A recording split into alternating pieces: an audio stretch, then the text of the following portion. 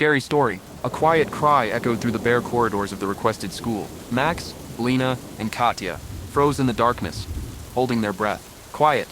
Can you hear that? Lena whispered in the middle of the dark school corridor. The moonlight snatched a dusty desk from the darkness. What's there to hear? Max muttered, looking around nervously. He tried to sound confident, but his voice trembled slightly. The wind howled in the chimneys, or rats rustled. It was the old school. What did it want? It's not the wind. Katya shook her head, listening intently. She was standing a little further away, clutching a flashlight, even though they'd agreed not to turn it on unless absolutely necessary. It sounded like someone was crying, very quiet. They stood motionless, straining their ears, and indeed, a thin, intermittent sound broke through the familiar nighttime hum of the old building. It was coming from somewhere down the corridor, towards the assembly hall. The sound was barely audible, but it sent shivers down his spine. Okay, enough fooling around. Max shook his head, trying to shake off the growing fear. That's why we came here, to tickle our nerves. Who's first to the assembly hall? You're crazy, Max. Lena grabbed his sleeve. Maybe we should forget about it? We'll sit in the dining room. I think the windows there look out onto the street.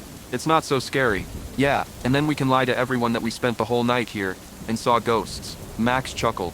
No, Len, we agreed. Or have you forgotten how you argued with Dimka that ghosts don't exist, and this school is just an old wreck? You haven't forgotten, but it's one thing to argue during the day, and quite another to sit here at night and listen to that crying. Let's go see, Katya said decisively, taking a step forward. She was the quietest of the group, but often the bravest. If it's just a draft or something else, we'll laugh and forget about it. And if not, at least we'll know. Max nodded, freeing his hand from Lena's tenacious grip and following Katya. Lena had no choice but to follow them, trying to stay as close to Max as possible. The corridor seemed endless. Their footsteps echoed loudly in the silence, mingling with strange sounds that were becoming increasingly distinct. It smelled of dust, old wood, and something else barely perceptible. It always smelled like this in here, Lena whispered, wrinkling her nose. I don't remember. Max shrugged. The door to the auditorium was ajar. It creaked softly when Katya gently tugged on it. Inside, it was even darker than the hallway. The huge windows overlooking the courtyard were tightly curtained. The curtains let in only faint strips of moonlight. The crying was now very close. It seemed to be coming straight from the darkness of the stage. Who's there? Max called softly. His voice echoed off the high ceilings. There was no answer. Only the crying grew slightly louder, turning a plaintive sob into an elemental wail. Turn on the flashlight, Max commanded Katya. The bright beam picked out of the darkness rows of dusty chairs, shabby walls, and a stage littered with some old props. Locke glided across the stage and suddenly froze. A small figure sat in the far corner, its back to them. It was almost transparent, barely discernible, but its outline was visible. Thin shoulders, dark hair spilling down its back. The figure whimpered softly, its entire body shaking. Lena caught her breath. Max froze, unable to look away. This is it, Lena babbled, grabbing Max so hard that her nails dug into his skin. Quiet, Max whispered, not taking his eyes off the ghostly figure. The figure on the stage suddenly stopped crying. It slowly, very slowly, began to turn. The flashlight beam trembled in Katya's hand, but she did not let go. When the figure turned to face them, Lena cried out softly. Max felt an icy chill grip his body. The ghost girl's face was gone. Instead, there was a smooth white spot, like a mask without a slit for eyes or a mouth. But they felt she was looking at them, looking with inexpressible longing and malice. Go away. A quiet, rustling whisper was heard, which seemed to come from everywhere and nowhere at once. It was like the rustling of dry leaves or the creaking of old wood. Who are you? Max squeezed out with difficulty. She slowly raised her hand, pointing a thin, translucent finger somewhere into the depths of the room. Leave while you can. And then the flashlights flickered and went out. The room was plunged into pitch darkness. There was a deafening roar. The heavy door of power slammed shut, cutting off their escape. Flashlight.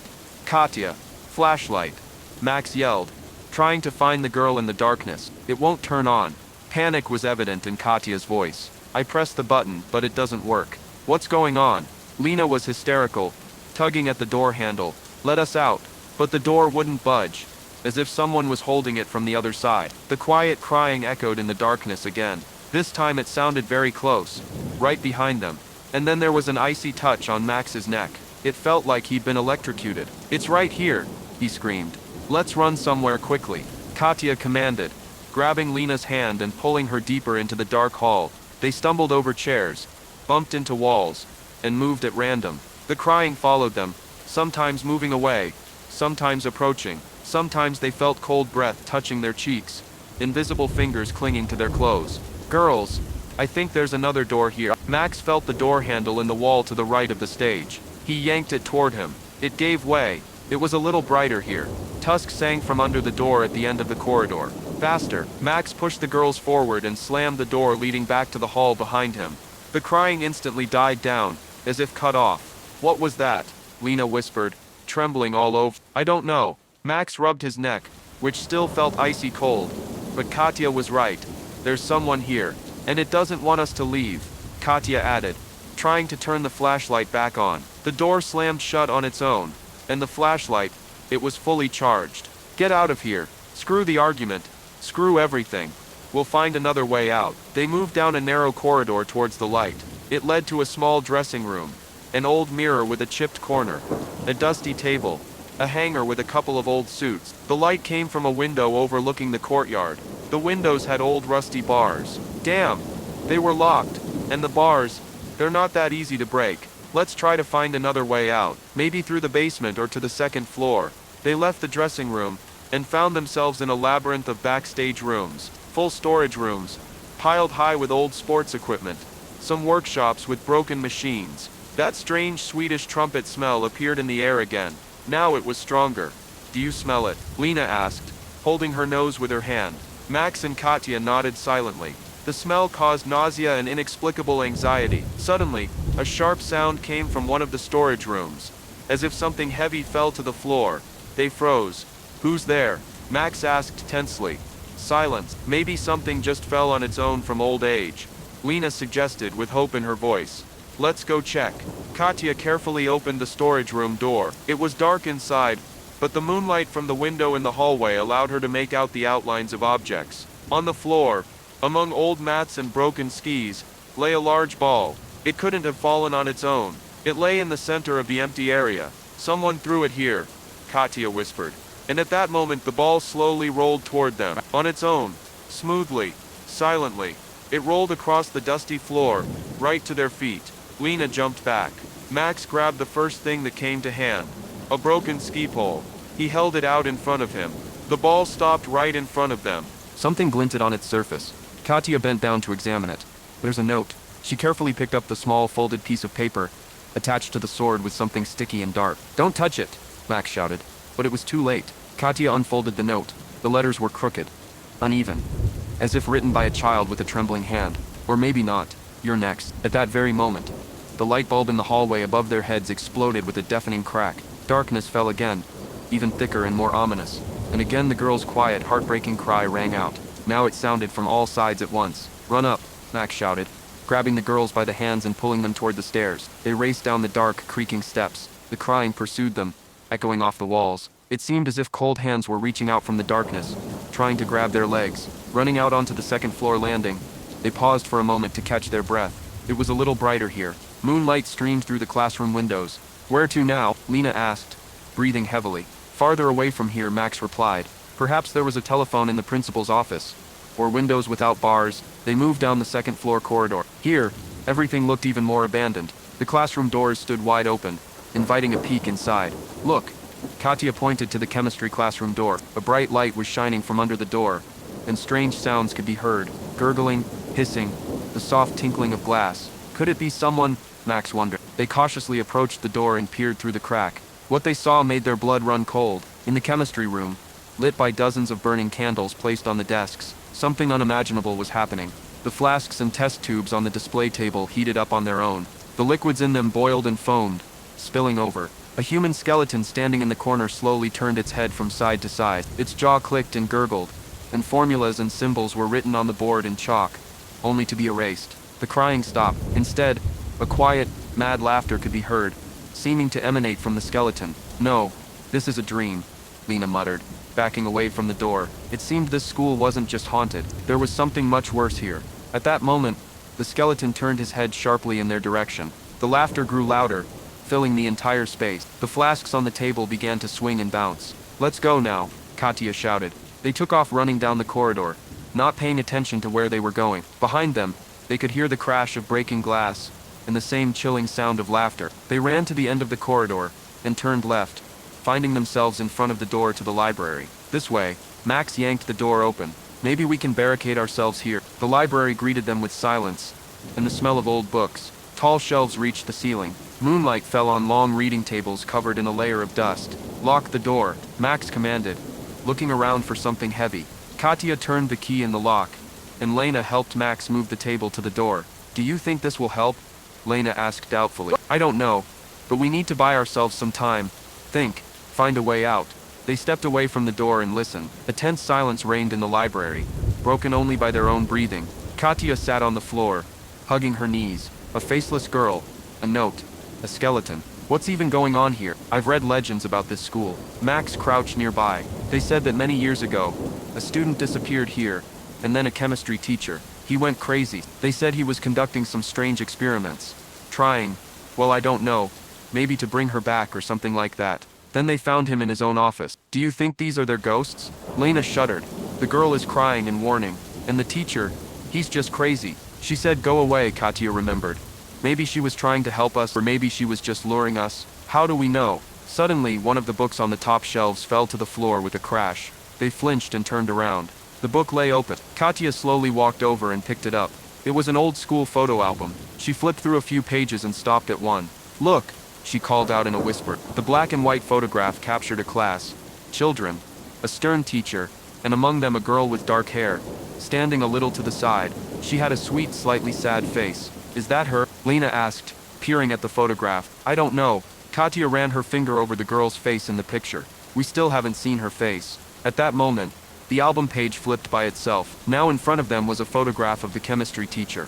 A middle-aged man with glasses, with a stern, but somehow hunted expression. He stood in front of his office, next to that same skeleton. And then they noticed something strange. In the photograph, something glowed faintly in the skeleton's eye sockets. And on the desk in front of the teacher lay an open book with strange symbols. He was doing something forbidden, Katya whispered. The pages flipped again. This time the photograph was frightening. The same chemistry classroom, but everything was in disarray. The flasks were broken.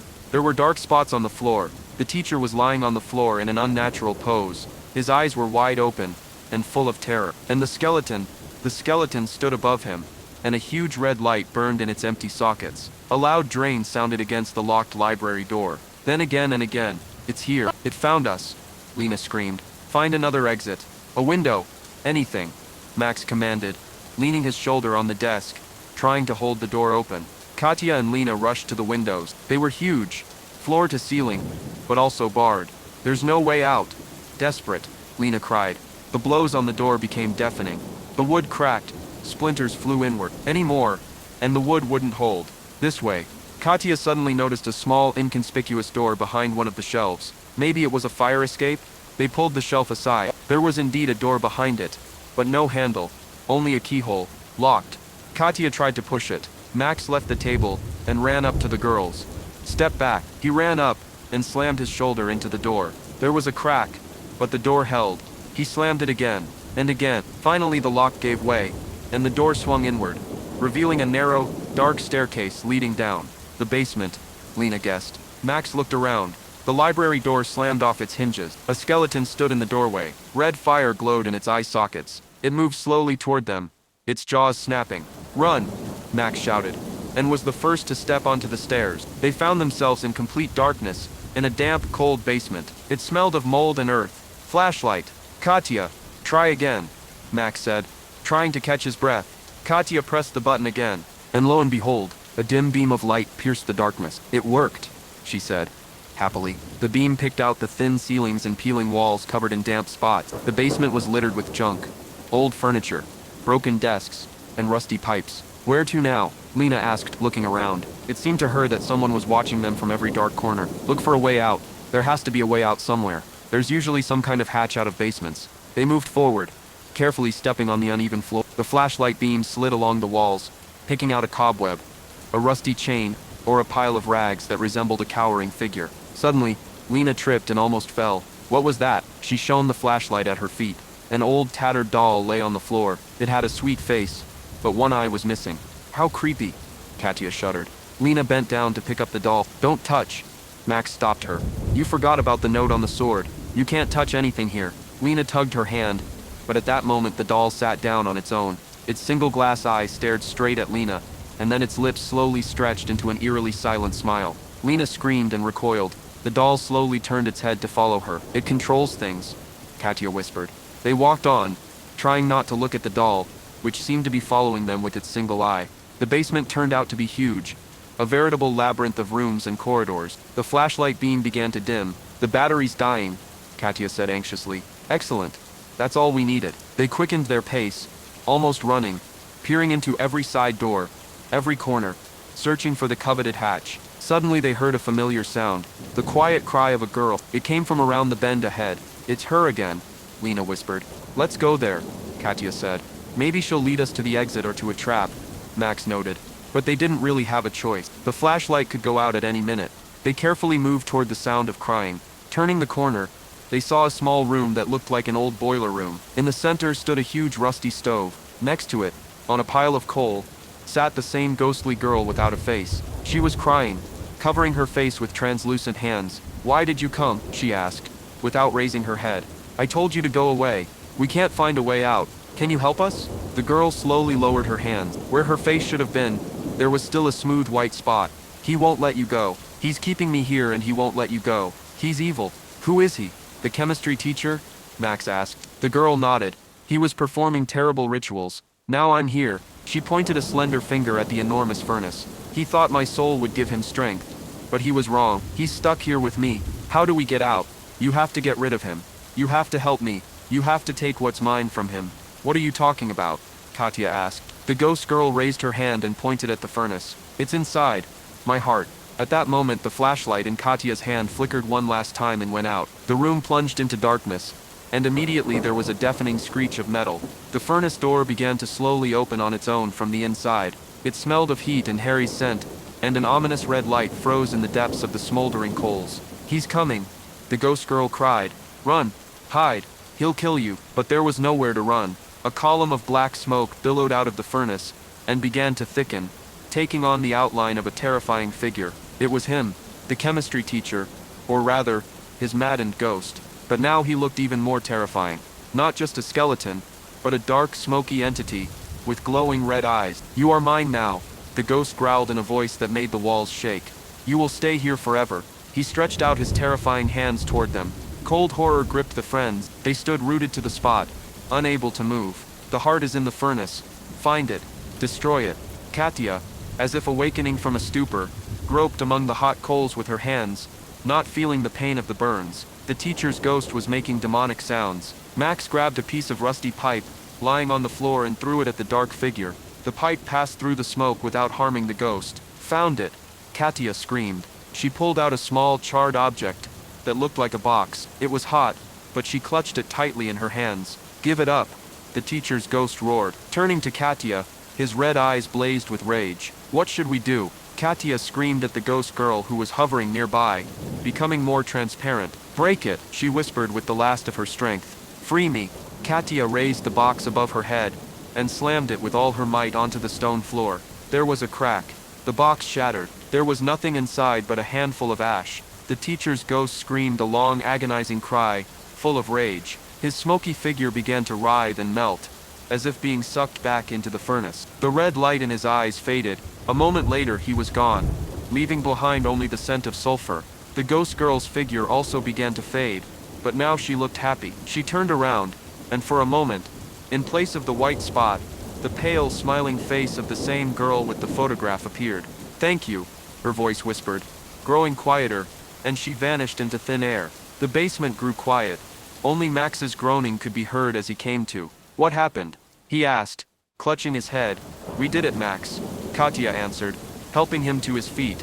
We freed them. Lena ran up to them, tears streaming down her cheeks. How are we supposed to get out now? She asked, looking around. At that moment, something creaked at the far end of the boiler room. They turned around. A heavy metal frame in the ceiling slowly rose, revealing a view of the pre-dawn sky. Fresh morning air rushed into the eerie basement. They rushed to the hatch. Not believing their luck, they climbed out of the basement and slammed the heavy hatch behind them. The morning sun was just beginning to rise, coloring the sky. The school behind them looked quiet and peaceful, as if nothing had happened.